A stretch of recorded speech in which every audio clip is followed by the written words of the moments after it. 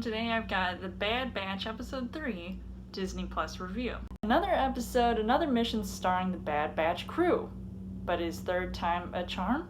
So as far as the story goes, titled Replacements, this episode starts off with the Bad Batch crew and Omega flying in space before getting derailed. And since I had actually rewatched the Star Wars movies, I'm talking the OGs and the prequels, once again, there was this moment that happened in the episode that reminded me of Empire Strikes Back, when something is attached to their ship, and of course when they go investigate, I mean, it is absolutely creepy. I mean, I have all of these different movies and video games and things like that just all stuck in my head. It goes back and forth between a couple of places here. One moment where Crosshair is working with the Empire and Tarkin, and there are these new recruits that maybe don't want to follow orders because these soldiers don't sign up to do bad things.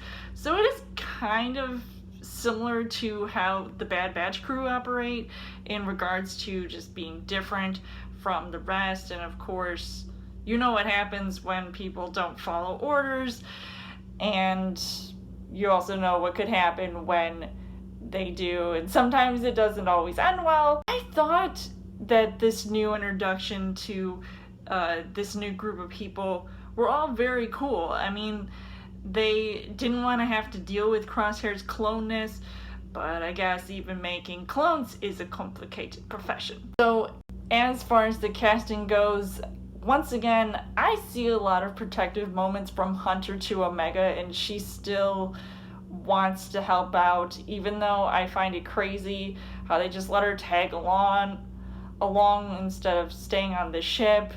And because when she gets into certain situations, it's like, really? We wanted to protect you, and why are you putting yourself in danger? I mean, how much more can they possibly handle with this girl?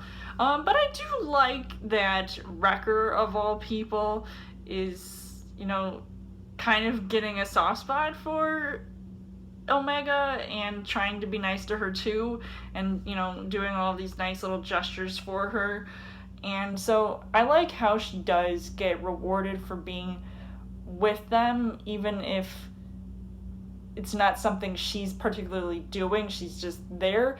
And even though at one point she does get in this one scary situation, I was slightly worried for her. I'm like, damn it, girl, stay on the ship and just sit there and don't move. I feel like she just has this strong spirit that she just doesn't, want to listen. Or it could just be because she is a clone herself, and she is, once again, different from the rest of the clones. Now, the things that I liked about this episode was that it was very short, and I feel like I don't even remember what the first two episodes' run times were, but I feel like there is a lot of filler going on here, so I don't know if that's going to happen with the rest of the series, but it did have some tension that reminded me of Aliens or the Predator movie. I mean, it was actually really cool how they used this little thermal imaging weapon, and I just thought it was really cool and different.